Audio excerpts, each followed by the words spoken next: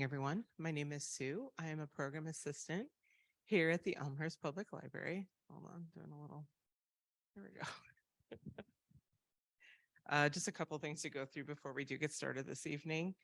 We are using a hybrid format, so we do have people in person as well as online. And if you are watching from a device, we are using a webinar format. You can see and hear us, but we cannot see or hear you. We didn't talk about this, Mike. Questions.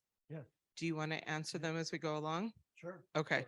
so you'll just have to you'll have to repeat their question for us Yes. for our viewers at home. Okay. Awesome, thank you. And if you are watching a device, please go ahead and type your question into the chat or the Q&A, and we will go ahead and answer them as we go along. In the library, we're using our assisted listening system. So this is a really easy system to use. If anybody would like to borrow a headset, just come see me in the back of the room. Please silence cell phones and any other devices. And so Zoom has had a recent update, and we would have to turn on our live transcript. And it looks like that is an option now for you can turn it on yourself at home. So if you want to see the captions on your screen, you're going to look at the Zoom menu, and it either just says show captions or hide captions. If you if you don't see an option like that, look for more and then captions again in that menu, and you should be able to find where you can turn them on or off. We do have a program coming up, one of our last music programs for the fall quarter on November 30th at 7 p.m. We're going to have a presentation about the history of James Taylor and Carly Simon.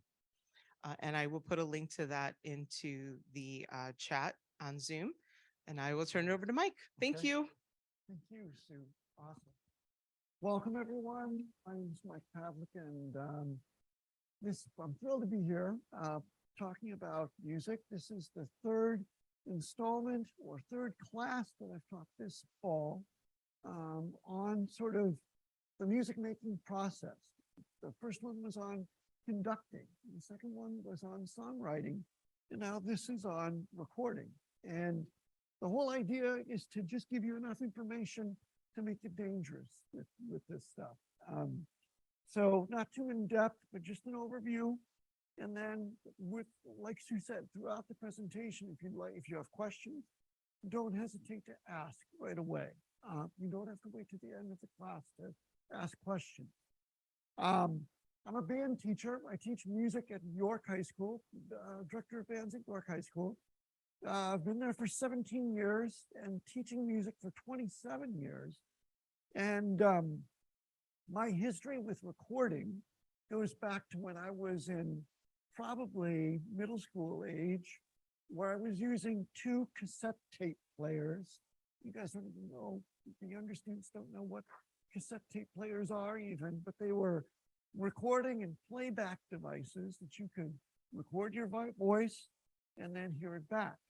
And I would take 2 recorders and I would sing and record one on one cassette, then play it back so that the other tape cassette could hear it and record, and then I could create 2 layers of sound. And then I would record a third time to the other side. And it was a very sort of tedious and difficult task to try to record several layers of voice on top of each other. But as you'll see later on in this program, that it is infinitely easier to do that today than it was then. And as a band director, I started using recording equipment about 20 years ago, over 20 years ago, when I was recording some of my middle school bands play. And why would we use recording equipment to listen to our bands or our musical groups? Because just like when you hear your voice recorded, it sounds so different to you. And so I would record our bands during rehearsals and play it back for the kids. And the kids would be like, oh, wow, I didn't realize we sounded like that. we need to practice or whatever the awareness was that was brought to the surface by using that technology. So I've been using that for the past 20 years and I've just been delighted to see how much easier it's gotten to record things in the classroom or at home. You know, and I think I'm going to start with that. I'm going to give you an example. This is something that we recorded in our band room last year. This is one of our jazz ensembles. You got it? Let's take a moment. Okay. Do you want me to use the handheld? It's up to you. I Is sure that- can. is that okay for Gladly. you? Easy, Okay. easy to use. One moment.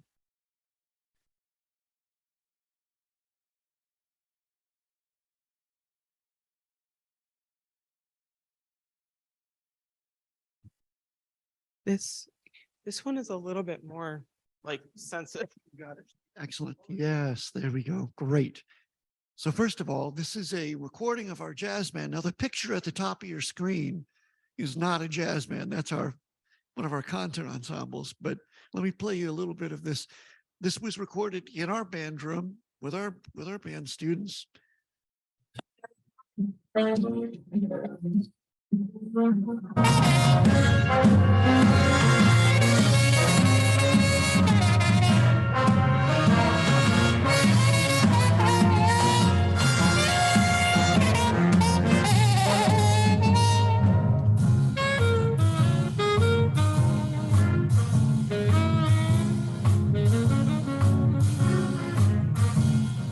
But you can hear like the quality of the recording itself, just to be able to capture that sound like that is really, I think, pretty remarkable. And that is what we're going to be talking about today. Just like, well, how do you go about, recording a group?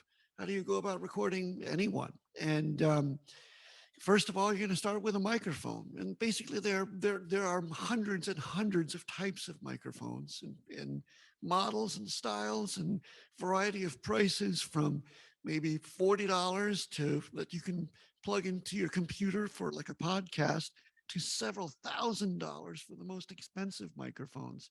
And of course, like anything else, you get what you pay for. So you get a better quality microphone by spending more money. What does a better quality microphone do? Well, it recreates or captures, I should say, more of the sounds that are coming in. And so when you listen back through a really high quality microphone, there's a crystal clarity to it that comes across the speakers that is really, really noticeable. The two types of microphones, basically two types of microphones that we'll use are what's called a dynamic microphone. And that's a microphone like this one right here, where it's meant to receive sound real close to it. If I hold it back like this away from you, you can still hear me through the microphone, but it's it's not as loud. So these are designed to be handheld and brought up to your face or instrument and play right into the front of it. The next type of microphone is called a condenser microphone. And that is one meant for distance. So if we were recording in our large auditorium at York High School and we were recording a band on the stage and there's a 700-seat auditorium in the back, we would place two condenser microphones basically in the center of the room. And those two microphones would pick up all the sound that is coming from the stage. So you don't have to have a microphone for every single instrument. That would be a lot of microphones in certain cases. So again, dynamic and condenser microphones. Now, this is a drum set, everyone, okay? And I'm using a drum set to kind of provide an example for how you can use these different microphones when we're recording a drum set. Basically, if you listen to jazz or if you listen to rock or if you listen to country or if you listen to any sort of music that you can find on the radio, you're going to hear a drum set. And generally, the drum set is going to be recorded in a similar fashion to what I'm going to show you right here. And we're using both kinds of microphones for this type of recording with this particular instrument. Up here You can see these are two condenser microphones. So the ones that are meant to capture the sound from sort of a distance. And on top of that, we're adding these dynamic microphones closer to the particular parts of the drum set. Like, for instance, this is a microphone over here that is a dynamic mic that is meant to just pick up the ride cymbal. And we have another microphone down here that's meant to just pick up the sounds from the floor tom or the bass drum. This microphone has a very special, what's called a diaphragm inside of it, so that it can withstand this huge amount of air coming out of this bass drum kick. And it's boom, boom, boom, goes right into the microphone. And so it has to be built very kind of it's specialized for this type of this part of the drum set. We go down, this is called the snare drum.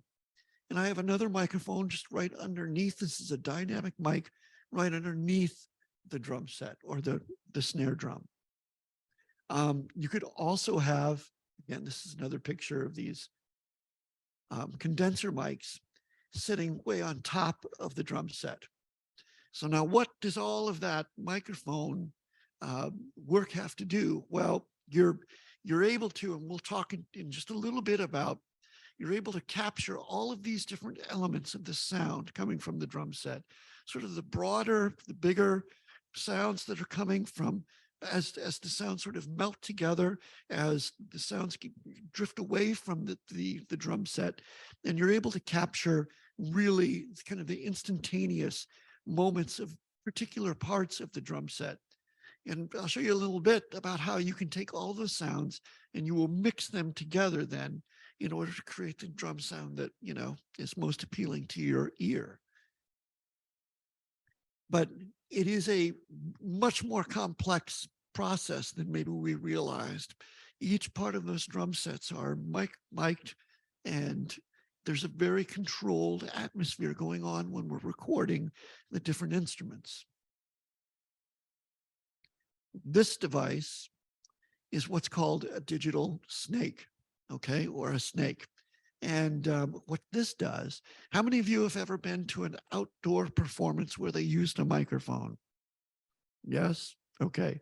So what they did, more than likely, is they had a device like this, which receives the microphone cable. Each one of these microphones, as you can see, has what's called an XLR cable or a microphone cable connected to it. Those microphone cables that then are connected to this box. And that box turns the electric signal into basically ones and zeros, transmits it to this device, which is called a DAW or a digital audio workspace. This right here, I don't know if you're going to be able to see it. I'm going to hold it up and hopefully not cause a short circuit. This is a really tiny version of that big black box right there. The mic cable is right here, goes into this little box, turns these electric signals into zeros and ones, which are transmitted through this computer cable into the computer so that the computer knows what to do with those sounds. You can purchase one of these for these are about $120 or something. And you can put in your microphone cable and then a place for your ukulele. So you can, Maureen just started playing ukulele. We have another couple of ukulele players over here.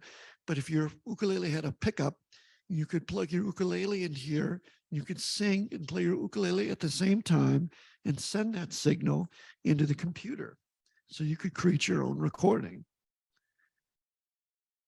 So microphones, mic cables, and these devices that change the sound into ones and zeros or a computer-based language. That's one part of the recording process. And the other is really understanding the spaces that you're recording in. We are so blessed at York High School. This is a recording studio, one of 2 recording studios at York High School. Will you guys end up going to York High School? All of you? Yes. Awesome. Good. So we have 2 recording studios and we have 3 levels of music production classes, which basically are all about this, learning how to record, write, and produce your own music. Really, really cool stuff. The room just beyond this glass window in this picture is called an isolation booth. It's a practice room that we transformed into an isolation booth. And what is an isolation booth? Well, when you're recording, you want to make sure that you are controlling every sound that is coming into your computer. Okay. And you do that by separating the sounds away from each other. So if we had a vocalist in our band, Maureen is going to play ukulele, but give me your first name again. Anna is going to sing.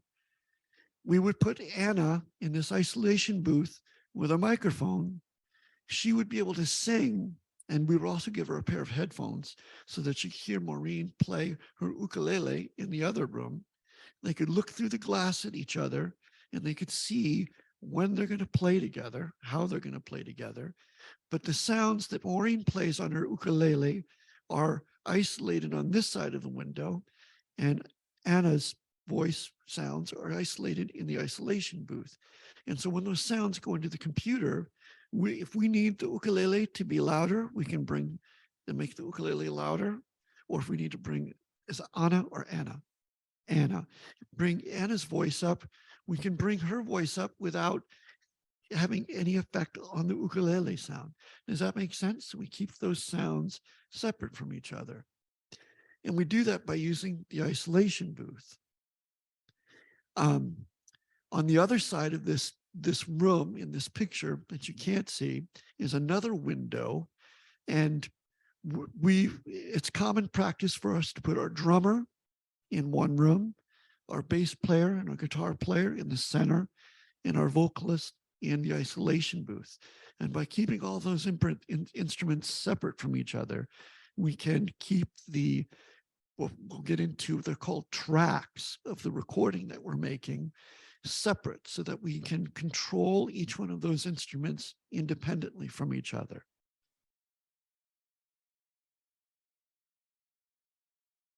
And is it very unusual? Is it usual?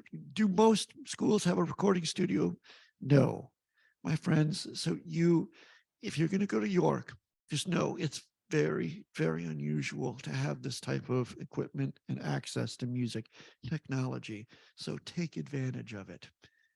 Now, so that's kind of when you're recording a small group and you want to isolate all those different parts of the music, you would use the isolation booth in the recording studio like that. But if I'm recording like the jazz band, what we just played for you a little bit ago, or my concert band that I run, we would use these types of condenser mics here like this, and we would put them high up in the air, like this one is way high in the air. And we would set 1, 2, or 3 of those around the room and allow the sound from all the instruments to just flow through the room and be collected into those microphones. Now, we're not able to control the sound of individual instruments that way, but we're collecting the sound from all of the instruments at once. Similar to, how many of you have gone to the Chicago Symphony before? All right. If you've not gone, you need to go. You absolutely must go to the Chicago Symphony. But when you're listening to the symphony perform, they're recording each one of those performances. And you'll see at the top of the stage several microphones that are all placed around in very strategic points above the stage. And they're collecting all of that, all of the sounds all at once. And then the musicians have those recordings so that they can listen back to them, just like we do in our band room, so they can make notes to themselves about, oh, I want to do this. I want to do this differently next time. It's really interesting. That actually happens. We happen to know a trumpet player in the Chicago Symphony, and he uses his recordings like that all the time. Now, over here in the rhythm section, does anybody know what this big instrument is right there? What is it, Anna? A bass. It's upright bass, exactly. And we use this all the time in jazz music. And what we do with that bass is we plug it into this big black amplifier over here. So when we want to record the bass in our jazz band, there's another way to record the sound that I wanted to talk to you about, and that is called a direct line into your digital audio workspace. Again, digitally, like directly going into one of these. This amplifier amplifies the sound of the bass. You plug the bass into a cord into the amplifier, this big black box, and you can turn it up so that the whole world can hear you play your bass. But if you want to record directly out of that bass amplifier, you can run a cord right out of the back of the amplifier right into our little digital snake. And then that goes into our computer as well. So again, recording when you can to try to isolate the different elements of your ensemble can be a really good thing, because the more isolated you can make your instruments, the more control you can have over those individual instruments as you go through and again, in a little bit, we'll talk about mixing your instruments together to make them sound the way that you want them to sound in your recording. All right. Any questions so far on those, like microphones or mic placement? Yes. Yeah. Yes. Exactly. So whenever you see a microphone and it has a little screen in front of it, basically it is, I'll demonstrate here. If I'm going to talk like this and I create a lot of popping noise with my lips, that screen helps to limit the amount of popping that goes into the front of the microphone. Usually those are used on really sensitive microphones. So if I have too much of a percussive articulation when I'm singing or speaking, it can be distracting and take away from the actual vocal quality.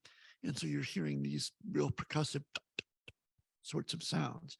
And that screen helps to protect, kind of limit the number of that type of articulation to make it into the microphone. Good question. Yeah. Any other questions about microphones or, oh, and let's talk about microphone technique right now. This drives me crazy because this is how this microphone works. All of this is meant to like function where the sound comes in here and goes into the microphone. And I see so many people talking to a microphone like this, like it's an ice cream cone, right? It's not an ice cream cone. It's a microphone. You can hear the difference. Test 1, 2, 3, 4. Test 1, 2, 3, 4. Test 1, 2, 3, 4. You have so much more control. So if you do have to use a mic at some point, straight like this, straight into it. All right, cool. Now we're going to talk about a DAW, a digital audio workspace. Actually, I had one pulled up. I should have just gone over here. Okay. What is a digital audio workstation? It's a program that helps you to organize your recording. This is the way most DAWs are laid out, that there is a series of what we call tracks. Like this is one track racing down this way. This is another track racing down this way. And we could add another track. If we wanted to, we're going to add a keyboard track. And the way this works with a recording is that, let's say if we're back in our recording studio and Anna is in the isolation booth. When we start recording, Anna and Maureen is playing ukulele, and they start playing and singing at the same time. We're creating 2 tracks at the same time. This is Anna's voice track on top. This is Maureen's ukulele track playing right there. Once we have those 2 recordings side by side like that, we can go in and we can manipulate those tracks any way we want. If we want to cut this portion out because Anna missed a word, we could cut it out and then we could have her sing it again and plug it in to where in order to correct it. If Maureen dropped a beat, we could go in and we could add one in again to change it and modify it. So it gives you a lot of tremendous amount of power over, how we manipulate. It's very similar to a word processing, program that where you can just cut, copy, paste, insert, do all sorts of crazy changing with the sound. If we use, let's say, give me your first name right here. John Paul, what do you play? Perfect. So John Paul is going to be in the control booth and he's sitting at a piano. And so he is listening to the recording that Maureen and Anna just did, and he's going to add some cool keys over the top of it. So he has his headphones on, he presses play, and these 2 tracks start playing. And we hear Anna and Maureen playing ukulele and singing. And then so he starts playing some keyboard over the top of it. Now, what's different about what he's going to be doing, he's actually going to be creating a digital representation of the sound. Since it's an electric keyboard, he doesn't have to take analog sounds and turn them into computer, into ones and zeros the computer understands. As soon as he plays a couple of notes on the keyboard, the computer knows exactly what he's trying to do. And what he ends up with playing it might sound something like this. I don't know. There we go. I'm going to go back to the beginning.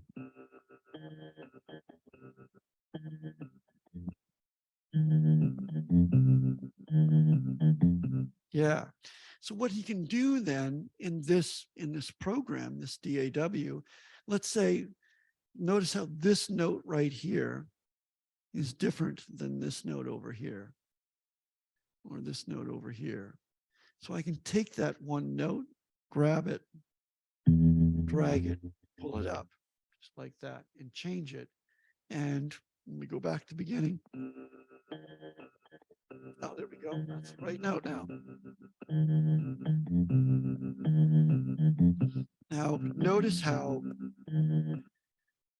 there are all these grids, like graph paper, throughout this track. And each one of these vertical lines represents a moment in time. So a really tiny slice of time. And we can take that note and we can place it wherever we want within that particular beat. So when you're listening to music today that's gone through this type of manipulation, usually it's incredibly precise, because you can basically go in and you can play something like I did and I made a mistake, and you can go back in and you can correct it and make it perfect. Now, some people will say, well, that kind of robs music of its sort of, the intentionality and the sort of human quality. That's true. You can do this in a way that hopefully helps to kind of create, this very correct and right timing without it robbing it of its kind of humanistic sort of qualities. And that in itself is an art as well.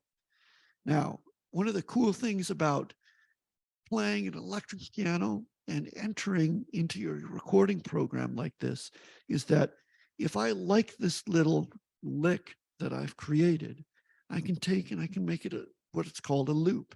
So I can loop it over and over and over and over again, or I can use it someplace else. Sort of like creating, like, how many of you have played with Lego blocks before, right? These little bits of sound are like little Legos where you can take a Lego, and if I want to use it here, or if I want to use it over here or over here, I can. And so it's a really convenient way of just being really efficient with the way that you're creating music, where you don't have to play through an entire song if you don't want to. You can play one lick and then plug that one lick wherever you want, or stretch it out, or collapse it, do anything that you want to do with it. You can take each one of these notes, you can change the velocity of how hard it's being hit, change the pitch, change the length, change the color. You can, there's just a millions of different variations of what you can do with these types of recording techniques. So this particular program is called Soundtrap. And the version I'm using right now is free. And it's online, of course. It's a browser-based recording program called Soundtrap. And it is it's to the capacity that I'm using it right now, it's free. If you want to add more bells and whistles to this particular program, you have to pay for a subscription. But it is a really, really cool application. Now, if you have an iPhone, you quite likely already have a program called GarageBand on your phone, where you can start writing and recording your own music just using your iPhone. And you don't need any other microphone. You really don't need any other equipment whatsoever. There are bands that have recorded entire songs and albums using their iPhones. There are limitations, of course, but when you limit yourself, when you're doing something creative, it may spur other sorts of, really kind of inventive ways of navigating those limitations that will give you unusual and new sounds that might be more interesting to listen to than if you had just gone into a traditional recording studio. And of course, if you already have a cell phone or an Apple phone or iPhone, it's your recording studio is right there. You don't have to pay any extra money to go into a recording studio to record. Do you have any questions about this stuff right now? As far as, yeah, go ahead, Kristen. Yes, yep. So it's a browser-based recording program. This Soundtrap is available on the desktop. If you go to any of the computers in the building, you can access the, again, just look up Soundtrap, and you'll have to enter some contact information, of course, and then you're up and running using the program. And it's really quite cool because there are several little, informational videos that will allow you to just facilitate you, diving right in. Really intuitive stuff. Sue, did you have a question? It's a question about microphones. Can Yep. we go back a little bit? Absolutely, you bet.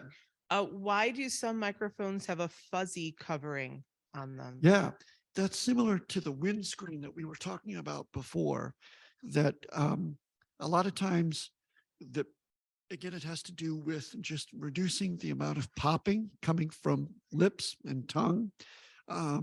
Those fuzzy coverings can also, if you're outside, it can reduce wind noise. If there's a breeze blowing and you don't have what's called a windscreen on your microphone will pick up the, sort of sound of the wind, and it will distort what's coming into the microphone. Also, if you've seen like movie cameras that are outside, they'll have a big fuzzy, covering over the top of a microphone. That's also meant to protect the microphone from that wind noise. What else? Any other questions from home? Okay.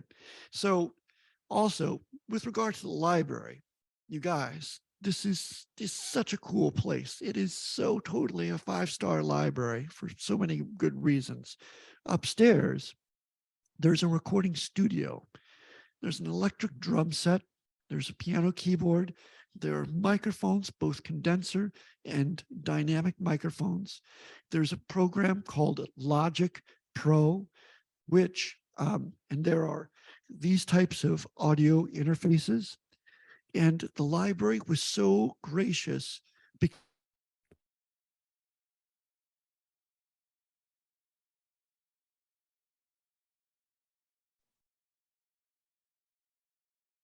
Are we back on? Testing 1, 2, 3. Okay.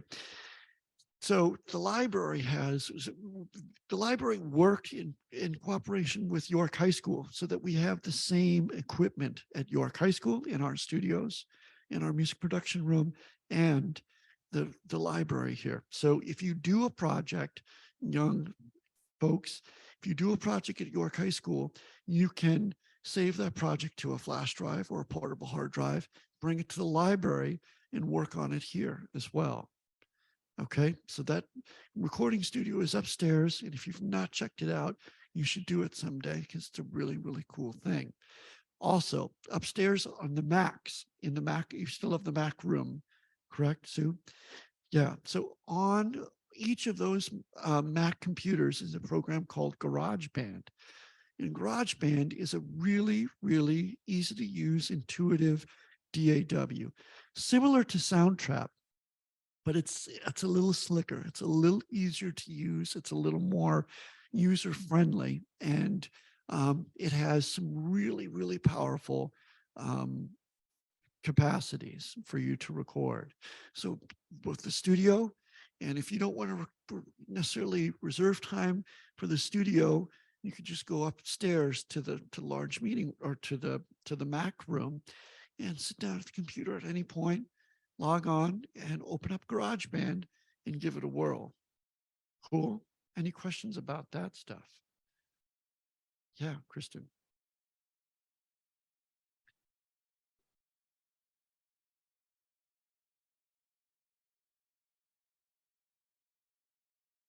Yeah, so good question. Does, when I make alterations to this, to any one of the notes, all of the other notes remain in exactly where they're at? Unless I want to move all of them at one time, which is possible. We can go through and yeah, so there's also a program, there's a when I talk about this fun two devices that can be used now on pretty much any DAW. One is called quantization, which means that if John Paul, let's say John Paul entering and playing his music in, but the timing isn't quite perfect, like we said before. We can select all of the notes that he's played, and we can type this button, just push a button, which is a quantize button, and it will take all of the notes that he's played that have been slightly out of time, and it will slide them right into place so they are perfectly in time. So it's like magic. Same in the same way. Let's say someone is singing and some of their pitches are not quite where they need to be. You can actually there's a pitch correction application that you can use as well. So you can take notes and you can bend notes and put them in tune.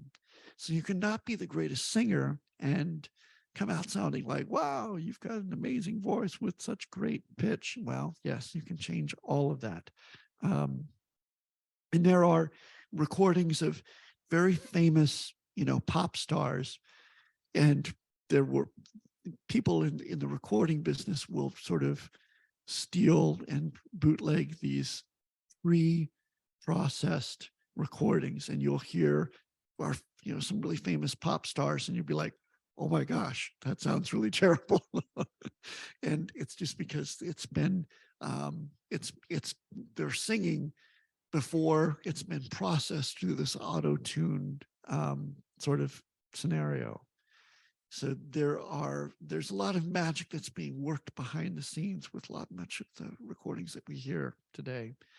There are also auto-tuning devices on these types of DAWs where you can be singing live in front of a group of people, and in the moment, your pitch is corrected. Yeah, so it is a lot of cheating going on there, isn't it remarkable? So you can correct the pitch even as it's in the instant that you're singing. Yeah.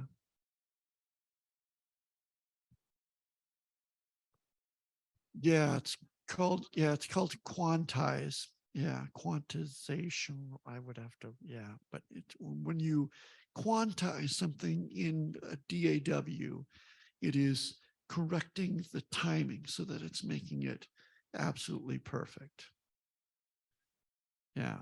Now, okay, so how does this, so like at the very beginning of the talk tonight, I talked about how I used to use 2 cassette recorders. One, I would record my voice, play it, sing along with it, capture that on this cassette player, and then play it back and forth. So with this, now what you can do with any DAW that you have available to you is that you can go through and you could sing your first line. Let's just play this little.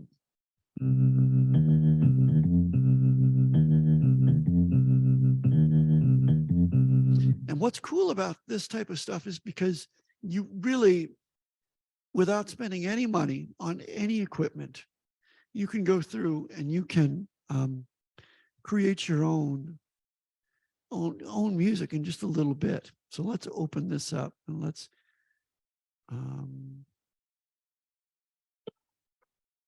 so there's this thing called musical typing. So it assigns different notes to the typing keyboard. So I'm playing notes just by playing. This is the Z key, D.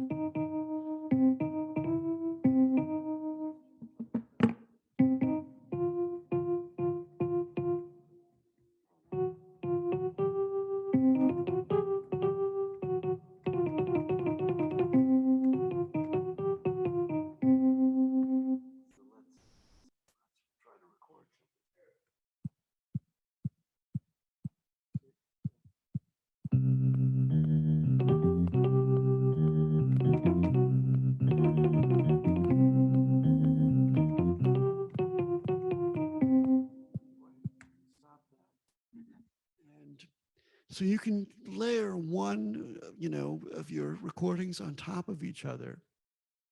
And the beauty of this is that you don't have to know anything about music. You're just going with what, oh, that sounds kind of good to my ear. And what we did at York High School, one of the beautiful things about GarageBand is that when you do this with your keyboard and you're just kind of playing around and you're like, oh, that sounds good. What you can do in GarageBand is you can actually see what these notes look like. And I don't know if I can do it in here like this. Edit notes.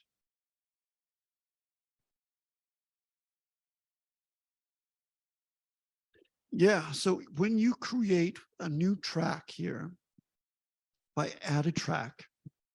So the question is, how do I turn the keyboard on the computer into a musical keyboard?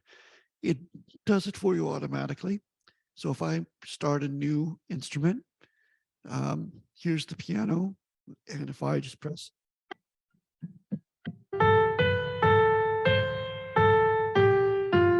Cool. And then I can change those sounds. Oh, that's kind of a cool effect. So all sorts of kind of preset synthesized sounds.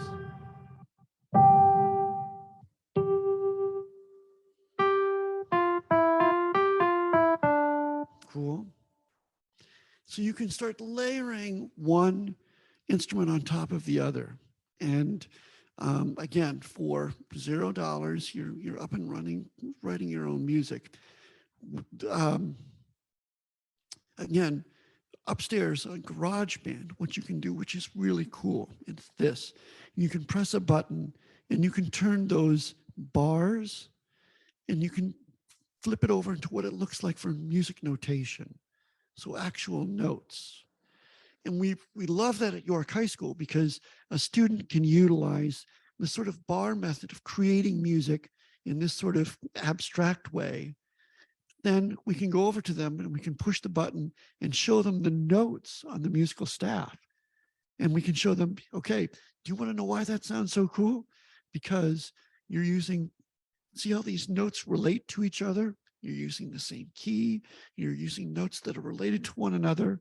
And that's how we're able to kind of teach music in reverse almost, where students will play and just kind of let their ear guide them through the process.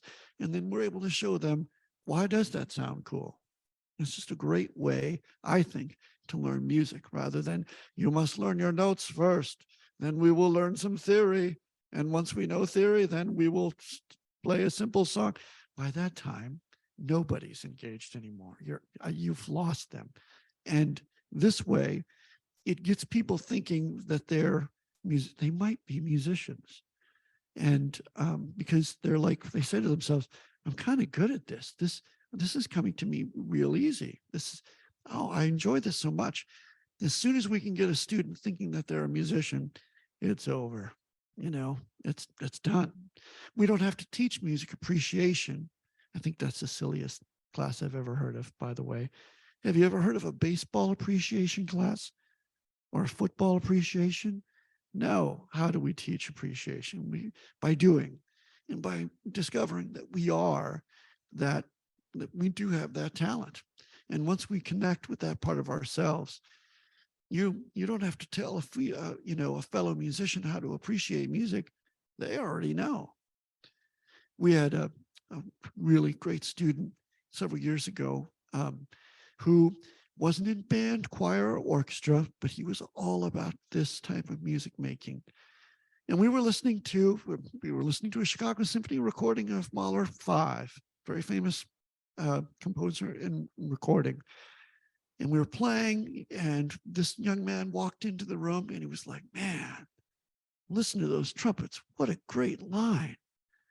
Here's a guy who didn't have any experience with orchestral music whatsoever. He didn't have a single music appreciation class. He walks into the room because he's steeped in music. He is a musician because he's discovered that he can play and he can make music. He walks into the room, he can hear what's happening and instantly appreciate what's going on and make commentary on it. And again, this is why this technology is so important, because it opens up these other avenues and doors and windows for us to be able to allow students to access and connect with the musical process. Not just kids, but anybody, kids of any age, for that matter. Okay? Yeah.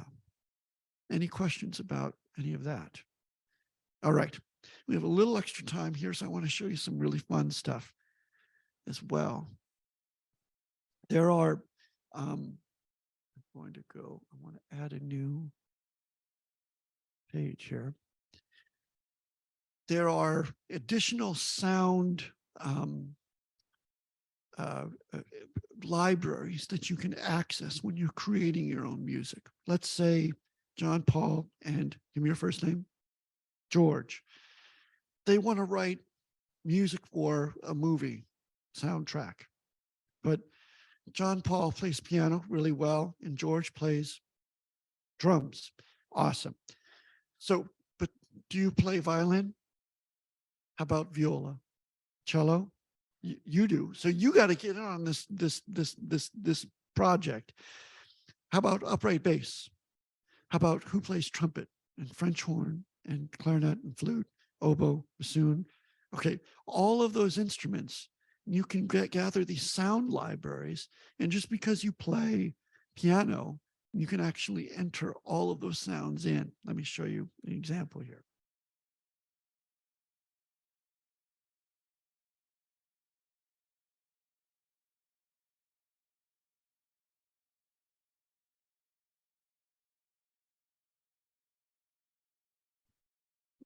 You can buy these sound libraries, and we have some of these at York High School. And I'm going to play you some demonstration of music that was created using just a piano keyboard, just the piano keyboard only. If I can find, I just need a, maybe it's in a video. Visual trailer, walkthrough. I just want a, let's listen to the adventure pack. So what you're going to hear, all of the sounds that you're hearing are all virtual instruments. In other words, what this company has done is they've gone to major orchestras and they've had all of their musicians in their orchestras play every note that they can play, and they've recorded all of those notes at various distances using condenser microphones. So notes that are recorded really close, notes that are recorded sort of medium distance away, and notes that are recorded a long ways away. And so that they're put together, you can collect all of the sounds, and you can, through the piano keyboard, create music that sounds like this.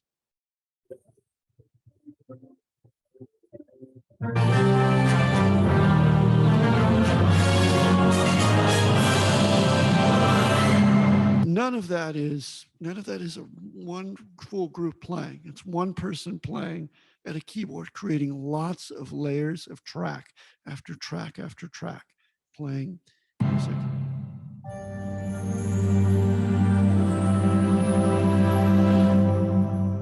Ryan Thomas with East West here, and we have a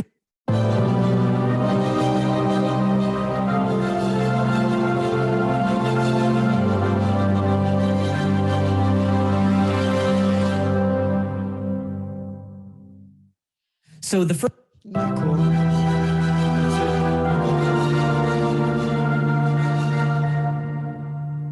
So I think this one works really well with those big open chord voicings. And yeah.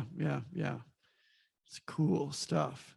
So you can use just one keyboard to create all of that soundtrack sounding, music here. But do not, this might be upsetting to people because you're like, well, what's going to happen with all the orchestras in the world? Well, here's the deal. As of right now, nothing replaces the sound of a real live orchestra. So the movies that have the really big budgets will record orchestras, live orchestras with lots and lots of instruments, because nothing can replicate that live in the moment music. However, this stuff is really fun to play with when you are, you're just composing and you're trying different things.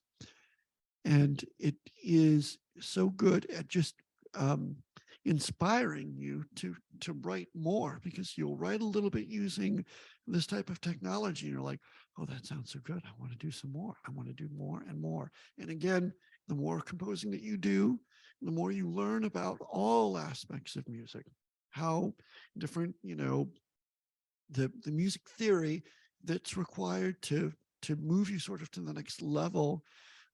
You're willing to learn because you're inspired by the music, your own music that you're creating. Demo one basically, but and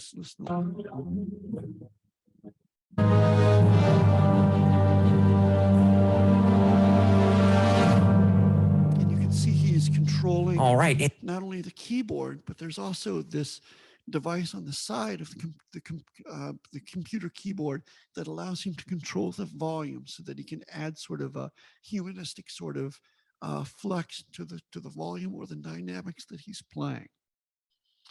All right, well, we've gone through just a huge chunk of recording, music making process.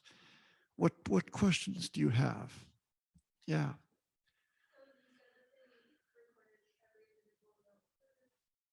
Yes.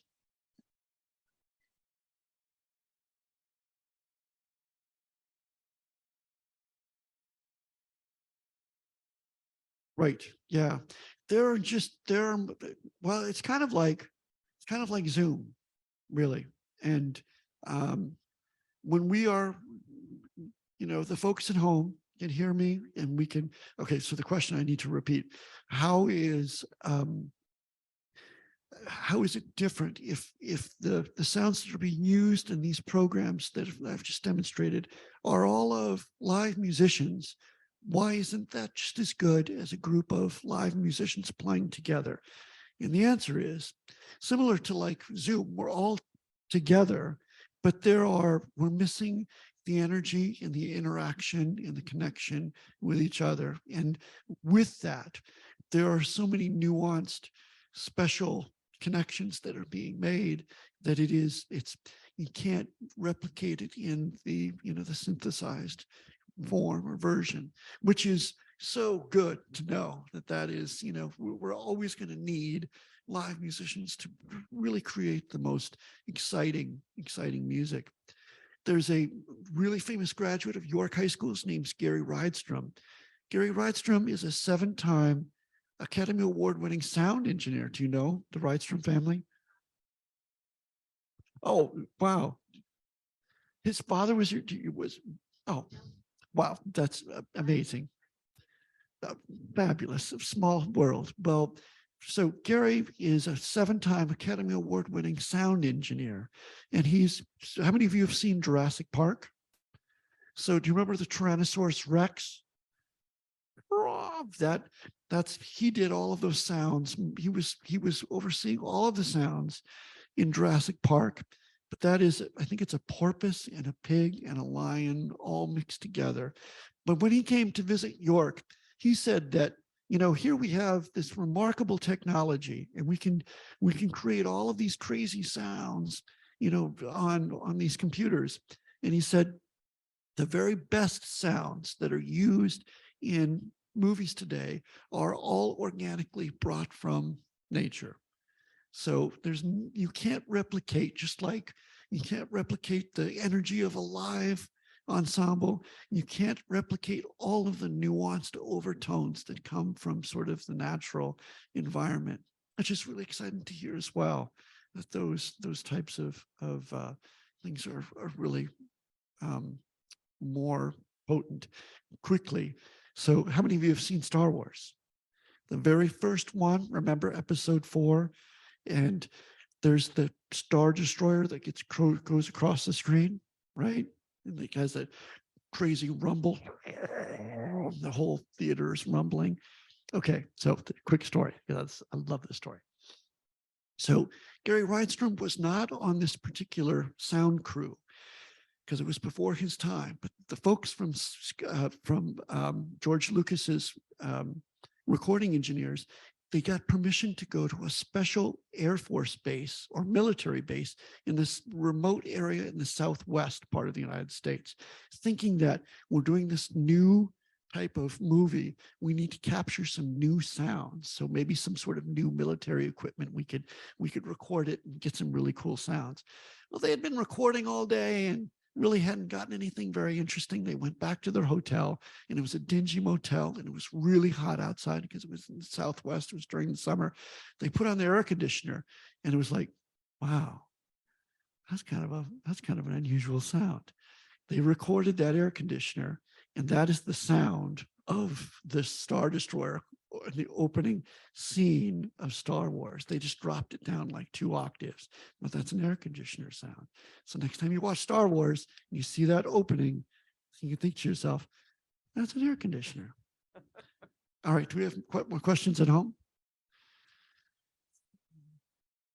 No, nothing online. Any other questions here? Yeah, John Paul. I do. Trumpet is my main instrument, but I do play guitar and bass. I taught guitar for a long time, and that was my hope, to have a guitar here to be able to show you how easy it is to layer one, unit of sound on top of each other, so you can play along with yourself. Maybe another time we could do that. Yeah, but it's a fun process. Any other questions? I have a question. Yeah. The different like GarageBand or the other website that you had up, is that all digital sound, or can you record yourself playing Yeah, you an can, instrument you can. I think or on singing. Soundtrap, you can do that. If I go back here and add a track, if I go here, add track, you can add, there's vocal mic. So you could play into the computer. I think we're probably going to want us to access our microphone, but you could play your guitar just on like your ukulele without plugging it into anything. It would just record your sound from the ukulele or record your voice without having to use a digital audio or an interface. It would just use the computer's microphone to record your track. Sure. Yeah, good question. Other questions?